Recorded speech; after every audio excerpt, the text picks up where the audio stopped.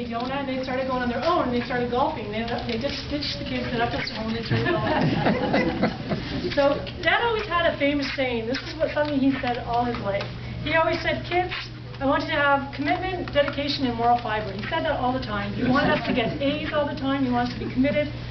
And if I came back and I got a 70, he'd say, what happened? I need those A's. So, that was thanks to Janice for getting yeah. Janice got A's and everything, A pluses. So if I came in and I had all A's, except for Jim. Not Jim, she said. Not A's and Jim. Anyway, Dad really taught us how to be committed, because to this day, I feel like we've all been dedicated and committed, and he taught us how to have lots of moral fiber. Of course, Dad's the biggest graduator of all time. He used to tell us he walked 15 miles to school in the snow, 3 feet deep, and all that stuff. And he loves the lottery tickets, and he buys them every week. And I say that's the best dollar anyone can ever spend, because he buys that dollar ticket and he gets so much excitement out of it.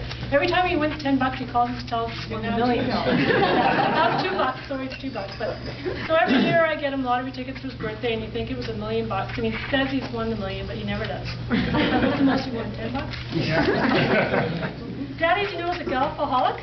He used to win all the Bell championships, and unfortunately he golfed all the time, and Mom was a golf widow. So after about, I don't know, 20 years of staying at home, she decided why beat him join him. So when my mom was in her mid-50s, she decided to take up golf. But now she's a golfaholic.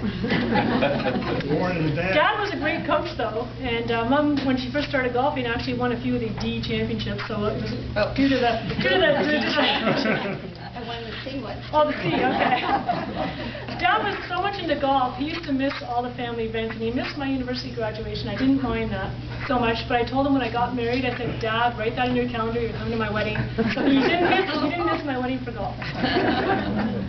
Mom is a really dedicated mom and great cook. She always cooks balanced meals, and Dad used to have a routine every night. He'd come home from work, he'd go have a nap, he'd sleep, and Mom would cook. And then he'd come and have his rum and coke and wait for dinner to eat. So I thought that was a normal thing. I used to sip Dad's rum and coke all the time, and I'm a rum and coke drinker now. So I don't know that. Smart girl. Yeah. Mom and Dad have come a long way over the years. You know, now my mom is into, she's addicted to her computer. She's got a cell phone, digital stuff. My dad hasn't a clue. He's Mr. Fix-It. He fixes everything. He changes. He's the Mr. Fix-It, and he likes to put in the garden. He gets to know all the neighbors so well. As a matter of fact, when I lived in Toronto, he knew my neighbors more than I knew my neighbors. He got to talk to everyone. Mom and Dad are so busy. It's like their social calendar is busier than anyone I know. So when I used to come over, I used to have to book a date on their calendar because they were so busy. If you've seen their calendar in the kitchen, there's not any time.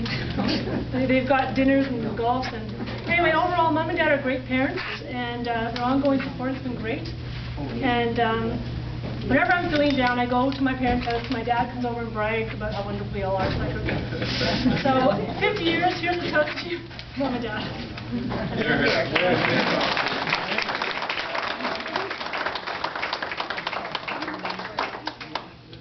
very good.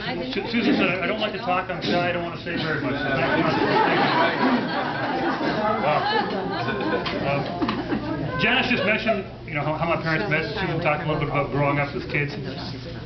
I've probably had the experience over the last couple of years to actually move back into my parents' house between moves. And as recently as a couple months ago, Julie and I moved back from Charleston to Ottawa, and I spent maybe 6 weeks, about 6 weeks, it seemed like a long time, but it was 6 weeks, back at my parents' house. And every day I'd come back from work, and my dad would be standing there, and he goes, so how'd it go today at work, Ron? I'd say, not bad. What happened today? I'd say, well, the same old stuff. He was so interested in for me to tell him what went on. And You said SOS. SOS. Which is, Same old what, kid? Same old stuff. And of course, my dad, I believe he was interested, but my mother would always ask me, are you hungry? What did you eat for lunch? And after a couple of weeks of sitting there, I remember talking to my parents, and they said, they were kind of arguing what I thought was a lot. I'd come in, and it was like the new person coming in, and my dad would say, you wouldn't believe what your mother did. And then my mom would say, you wouldn't believe what your father did. And then my mother would say, do you know that your father wants to buy a new car? And then, we don't need a new car. And then my dad would say, well, your mother wants to buy hardwood floor. We need a hole in it. So I was getting a little worried, and I said to my mother, I said, I don't know, do you guys argue more that because I'm here? Do I need to, And my mom said, no, we argue this much all the time. They do truly love each other. And as I was talking to my father about, it's coming up to 50 years, I said, Dad, do you ever think you'd make 50 years? He said, I don't know, it hasn't been easy. Which was kind of funny, as you can hear. And he said, I'll tell you one thing, Ron. He says, I got a little tip for you. He said, I know you've been married for a few years, but if you want to make it to 50 years, he says, I'd recommend something that I told your mother.